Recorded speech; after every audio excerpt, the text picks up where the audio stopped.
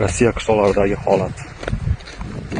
Bu yerda odam o'lsa yoki ko'chib ketsa, shu holatda qolib ketaveradi. Misol uchun mana butun bir mahalla, endi biz tilimiz bilan mahalla, lekin bu joyda ikkita xonadon qurgan xolos yashaydi. Mana bu hech kim yashamaydi. Baravarning antinalar bilan qolib ketgan. Yashamashining sababi ertaga qarib o'tib ketib qo'ygan. Yana bitta uy. Mashina eski kuzoplari ham qolib ketgan edi. Lekin manzaralari juda boshqacha.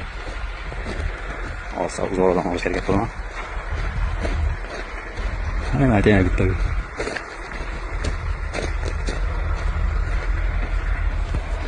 Manzarani qaranglar.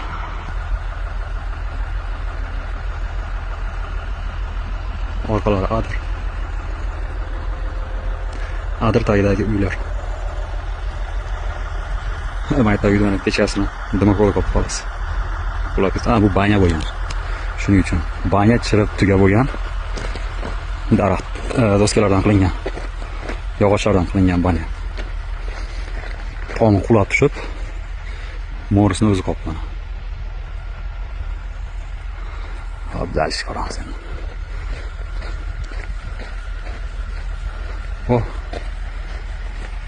Aytman ki yagida sen var.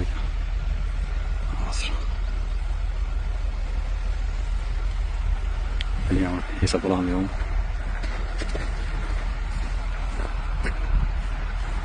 Bitti.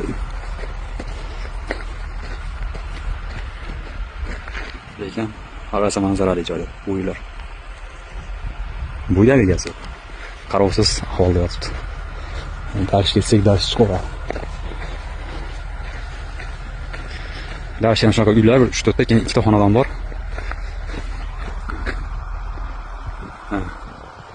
Shu yerlarda odam yashaydi.